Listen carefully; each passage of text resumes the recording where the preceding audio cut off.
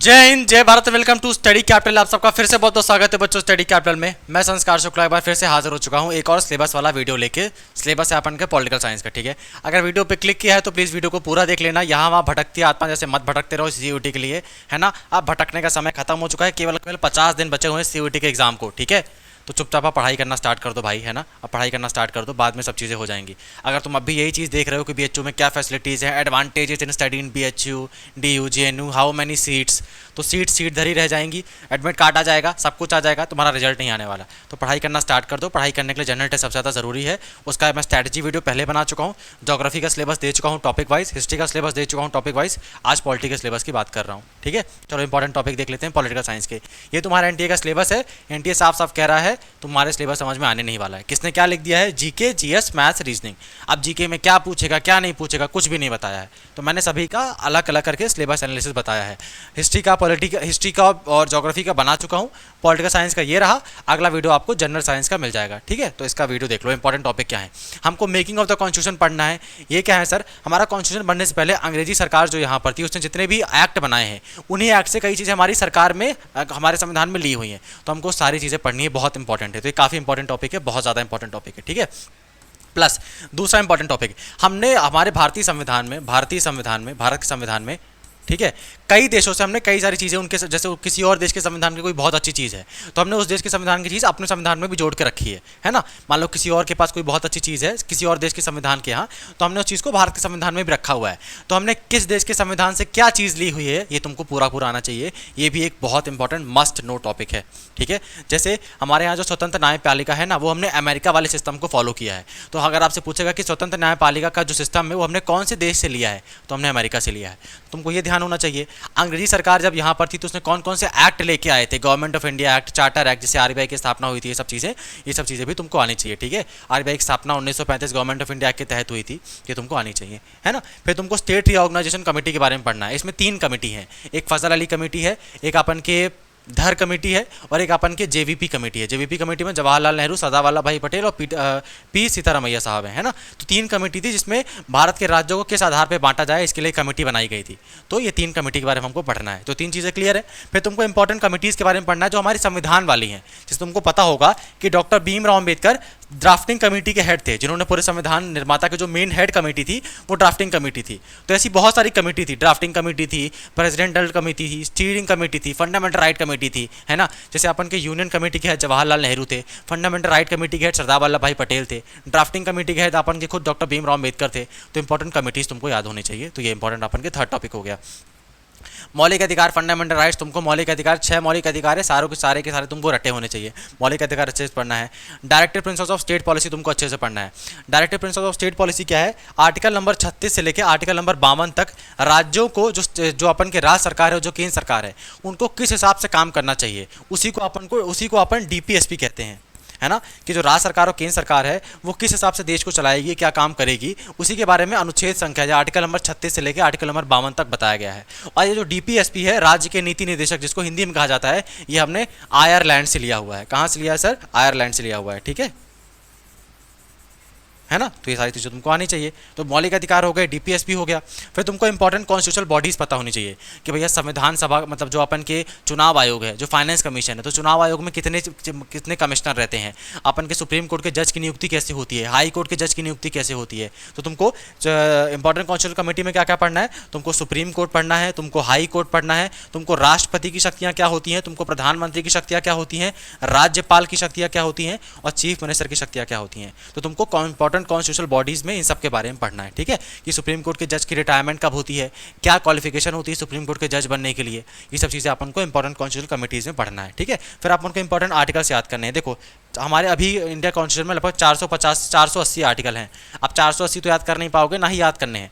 काम के आर्टिकल केवल 50 हैं जो तुमको याद करने हैं और इन्हीं में से पेपर में पूछेगा, इस बात की मैं 100% गारंटी लेता हूँ, ठीक है। तो बस तुमको ये 50 इंपॉर्टेंट आर्टिकल्स याद करने हैं, बस इतना करना है ना। लास्ट में तुमको मिसलेनियस कमेटी और पढ़नी है। मिसलेनियस का मतलब क्या होता है, आपने ये सब चीज़ें पढ़ के कुछ चीज़ें और छोटी मोटी चीज़ें बाकी रह जाती हैं, हमको उनको पढ़ना है, ठीक है। लास्ट में अपन के स्टैटिक जी के आता है। स्टैटिक जी के मतलब क्या होता है, रट्टू वाली चीज़ें कि भैया भारत का पहला प्रधानमंत्री कौन था, पहला कमेटी का हेड कौन था, पहला अपन के जो ये कमेटी बनी थी इसका ये कौन था, पहला संविधान संशोधन कब हुआ था, ये संविधान संशोधन कब आया था, वोटिंग की उम्र 21 से करा के 18 साल कब कर दी गई थी, है ना, जीएसटी कौन से संविधान संशोधन के तहत आया था। तो ये सब इसको क्या कहते हैं, अपन स्टैटिक जी के कहते हैं। आपको केवल याद करनी ही चीज़ है, बस रटने वाली है, इसमें समझने वाला काम नहीं है। बाकी यहाँ से लेके यहाँ तक पूरा समझने वाला काम था। अब सिलेबस अब आपको बता देता हूँ मैं। आपके पॉलिटी में अगर 10 क्वेश्चन आएंगे तो 10 में से 9 क्वेश्चन इन्हीं टॉपिक्स में से आ जाएंगे। एक क्वेश्चन जो छूट भी जाएगा तो छोड़ दो, अगर एक क्वेश्चन पढ़ने बैठोगे तो 50 दिन बचा हुआ है, कुछ भी नहीं पढ़ पाओगे। बाकी अगर तुम इन 9 टॉपिक को अच्छे से पढ़ लेते हो तो भैया तुम्हारे सारे सारे पॉलिटी क्वेश्चन हो जाएंगे। अब एक और चीज़ मैं बता देना चाहता हूँ, अब यहाँ तुम पढ़ने बैठे तो यहाँ पे ना जो आपको जल्दी जल्दी पढ़ना है तो जल्दी जल्दी पढ़ के जल्दी कुछ चीज़ों को खत्म करना है ना। बहुत ज़्यादा टाइम मत वेस्ट करना कि सर जवाहरलाल नेहरू को पहला प्रधानमंत्री क्यों बनाया, सरदार पटेल को क्यों नहीं बनाया। ये सब अभी लड़ाई करने का ज़रूरत नहीं है हमारे यहाँ, ठीक है। या तो ये सब करने का भी टाइम है नहीं अपने पास, है ना, कि ये एनालिटिकल डिबेट करे सर सरदार पटेल को बनाना चाहिए था, नेहरू को नहीं बनाना चाहिए था, ये ऐसा क्यों है, वो वैसा क्यों है। हमको ये सब अभी करने का समय नहीं है, ना ही आपके पास है ना। तो इनको जल्दी से पढ़ो, जल्दी से खत्म करो, यही टॉपिक से तुमको पढ़ करके खत्म कर लेने हैं, बस इतना कर लोगे, पॉलिटी तुम्हारा तैयार रहेगा, है ना। अगर तुम थोड़ी सी मेरी हेल्प चाहते हो तो उसके लिए मैं हेल्प कर सकता हूँ आपके लिए। मेरी हेल्प क्या है, हर दिन मेरी यूट्यूब में 9 से 10, 8 से 9 यूट्यूब की क्लास मेरी हर दिन लाइव चलती है। आप जाके इस क्लास को ज्वाइन कर लिया करो। मैं जितने भी टॉपिक तुम लोगों को बता रहा हूँ, हिस्ट्री के, पॉलिटी के, ज्योग्राफी के, जनरल साइंस के सारे टॉपिक मैं यहाँ पे कवर करता हूँ और आपको एमसीक्यू फॉर्मेट पे पढ़ाता हूँ, इंपॉर्टेंट टॉपिक्स का रिवीजन कराता हूँ और टेलीग्राम में सारा पीडीएफ सेंड करता हूँ। तो अगर आप खुद से नहीं करना चाहते, मेरी थोड़ा सा मदद लेना चाहते हो तो मैं मदद करने के लिए तैयार हूँ और मदद कर भी रहा हूँ। आपको इस क्लास में आके जुड़ना पड़ेगा, आपको इतना कष्ट करना पड़ेगा, ठीक है। 8 से 9 हर दिन क्लास चलती है, 500 बच्चे इस क्लास में जुड़ते हैं। उल्लू तो है नहीं वो 500 बच्चे, तुम भी आके जुड़ो, कुछ काम की ही चीज़ हो रही है ना। और 50 दिन बच्चे हैं। मेरा इस क्लास को चलाने का एक ही टारगेट है, 50 दिन में आपका पूरा सिलेबस खत्म करना है, जनरल टेस्ट के जीके जीएस का with current affair and static GK, बस। तो अगर आप इसको प्रिपेयर करना चाहते हो तो जरूर आके क्लास में जुड़ा करो, है ना। अब टेलीग्राम चैनल क्या है, टेलीग्राम चैनल का अपन के नाम है स्टडी कैपिटल 2024, नहीं सिर्फ स्टडी कैपिटल नाम है। और इसको आप सर्च कैसे कर सकते हो, @स्टडी कैपिटल नोट सर्च करना टेलीग्राम में जाके। यहाँ टेलीग्राम में जाना, यहाँ पे सर्च वाले बटन में जाना, सर्च में जाकर तुमको क्या सर्च करना है, @स्टडी कैपिटल, सब कुछ एक साथ लिखना, ठीक है, नोट्स। तुमको पहला चैनल देखने को मिल जाएगा। इसमें 1640 बच्चे जुड़े हुए हैं, 1640 बच्चे जुड़े हुए हैं। देखो मेरे आज की पहली जो यूट्यूब क्लास नहीं, मतलब पहली नहीं है, मेरी 5वीं यूट्यूब क्लास है। तो देखो इसका मैंने लिंक यहाँ पर भेजा हुआ है और जो पीडीएफ होती है वो भी मैं यहीं भेजता हूँ और अपनी एक पर्सनल टेलीग्राम आईडी भी यहाँ पर भेजता हूँ। तो जो बच्चों को कुछ डाउट होता है उनसे डायरेक्टली यहाँ पे पूछ सकते हैं, ठीक है। तो मैं अपनी तरफ से इतनी मेहनत करने को तैयार हूँ। जैसे ये वाला यूट्यूब चैनल में आज की क्लास है ना, आप जाके इसको देख सकते हो और ये अपन की यूट्यूब क्लास है। अच्छा, तुमको टेलीग्राम चैनल ज्वाइन करने का यहाँ पे आसान तरीका है, यहाँ पे ये क्लास में आना, मेरे वाले वीडियो में, इस वाले वीडियो में भी एक काम करना, डिस्क्रिप्शन में जाना, मोर में जाना, यहाँ तुमको टेलीग्राम का लिंक दिख रहा है, जाके इसको ऐसे करके फटाक से ज्वाइन कर लो, ठीक है। अभी इस वीडियो में भी अवेलेबल है, जाके फटाक ज्वाइन कर लेना।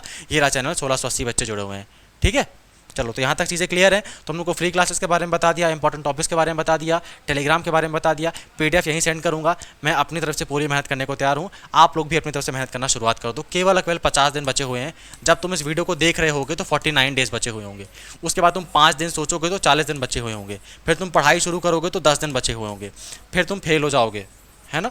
तो पढ़ाई करना स्टार्ट कर दो। उसे 50 दिन बचे हुए हैं, आराम से अभी भी निकाला जा सकता है सीयूटी को, कोई बड़ी बात नहीं है, लेकिन सही तरीके से सही गाइडेंस से पढ़ना है। इसलिए मैंने वीडियो बना दिया था सिलेबस वाइज कि भैया जो खुद से पढ़ना चाहते हैं, जो कोर्स नहीं ले सकते, आप लोग खुद ही सिलेबस से पढ़ लो, पर उसकी ज़रूरत पड़ेगी नहीं, क्योंकि भैया फ्री क्लास चल रही है। और एक और चीज़, मेरी पेड और फ्री क्लास में आप अंतर नहीं बता पाओगे, है ना। इतना मैं फ्री क्लास में आपकी मेहनत करता हूँ, इतना अच्छा कंटेंट आपको प्रोवाइड कराता हूँ।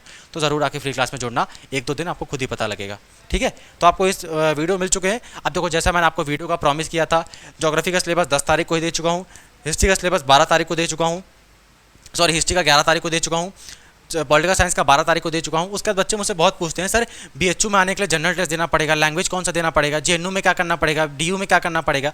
तो सबकी एलिजिबिलिटी क्राइटेरिया के ऊपर मैं आपको वीडियो बना के दे दूंगा 13 तारीख को, और इलाहाबाद यूनिवर्सिटी के ऊपर एक स्पेशल वीडियो बनाऊंगा मैं 14 तारीख को, ठीक है। तो सारे वीडियो जो लाइन्स है, तुमको मैंने अपनी क्रमबद्धता के साथ, मैंने अपनी निष्ठा के साथ, अनुशासन के साथ चीज़ें तुमको डिलीवर कर दी हैं। अब तुम्हारे ऊपर भी बनता है कि आप लोग पढ़ाई करना स्टार्ट कर दो, ठीक है। 50 दिन मेहनत करने के बाद आराम से सीयूटी यूनिवर्सिटी निकल जाएगी। उसका 3 साल बहुत अच्छा आपको टाइम रहेगा आपका करियर के बारे में सोचने में, और एक अच्छी जगह चले जाओगे तो अपने बारे में थोड़ा सोच पाओगे, अच्छे लोगों से, मतलब सब वहाँ जो बच्चे आएंगे ऐसे छपरी नहीं आएंगे, है ना, टिकटॉक वाले अच्छे बच्चे रहेंगे, तो आपका दिमाग भी विकसित होगा।